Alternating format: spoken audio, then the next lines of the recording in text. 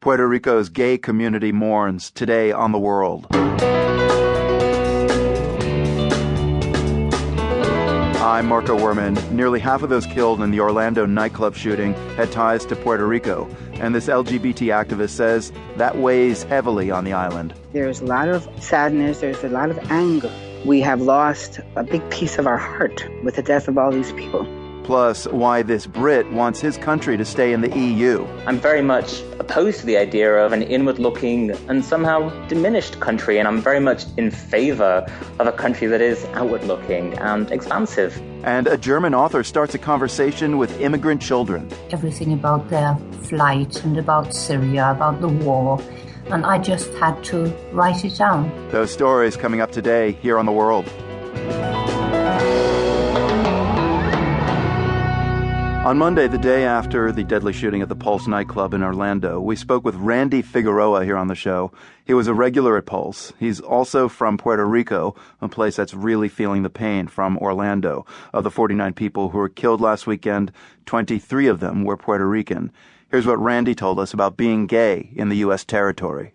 Growing up in Puerto Rico as a young boy, it wasn't accepted being gay. It's not accepted in a lot of places. So reaction on the island to the shooting is complicated. To hear more about that, we got in touch with Carmen Velez Vega. She's an LGBT activist and a professor at the University of Puerto Rico. Well, it's interesting because what we hear is a lot of people, of common people, of people like you and me, are reacting very sadly. There's a lot of sadness. There's a lot of anger as well because we know this was a targeted attack. We have lost a big piece of our heart with the death of all these people. And we know that it all comes down to make people here that are part of the LGBT community more scared than they ever have been. Because this is for real. This is something that we have feared for a long time might happen. But, until it happens, that this can, it can be repeated. So that is something that is in our minds. It also has been an opportunity for people to talk, for families to talk about this. To say, hey, I don't want anyone to kill my kids. I have to learn. I have to cope with this. And we've seen a lot of expression of parents saying, my kid is LGBT and I love him more than anything, And this is the first time these kids have heard this. So yeah, I'm wondering if that conversation is also creating some tolerance among parents who may not have accepted that their kids were LGBT. I do believe so. It also can turn out, the other way. It could make people more furious. It could say, well, you should pay attention to what I say. You should not mix with those people. It could also bring that reaction. But what I have seen is that a lot of people are just saying, hey, we have to deal with this. We have to protect our kids because this is a very family-oriented society.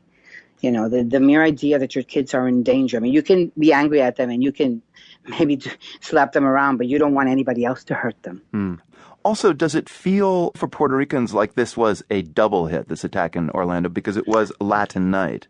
Yes, that was the first thing that people mentioned. Actually, I have many friends that usually go there to, when they go to Orlando, they go to Pulse. This is, it's a place where they all go because they have Latin night and because they feel very welcome there. A lot of the people from Puerto Rico go there to feel free, to be able to be themselves. But it coincided with a Pride March that we have in Boquerón in the southwestern part of the island. So a lot of the people that usually would have been there were not. And they were saying, oh my God, it could have been me, So this is something that is for us, it's like our backyard. And we know you just have to look at the list of the victims. Every single name, and most of them are in Spanish. This is a direct hit not only to the LGBT community, but to the Latino LGBT community. So you mentioned the names that are starting to be published. I mean, I've been hearing about the shame some Latino families in Orlando are feeling now that they've read their kids' names in the paper, that they were the victims of a shooting at a gay club. Is that happening also in Puerto Rico, that families who didn't know their kids were out are finding out this way? Yeah. And that's the way we haven't seen, bad reactions, but we don't know what's happening. One of the things that is interesting that usually fundamentalist Christian churches here will, when something like this happens with any other community, they would be very vocal and, supporting people and saying, what can we do to help and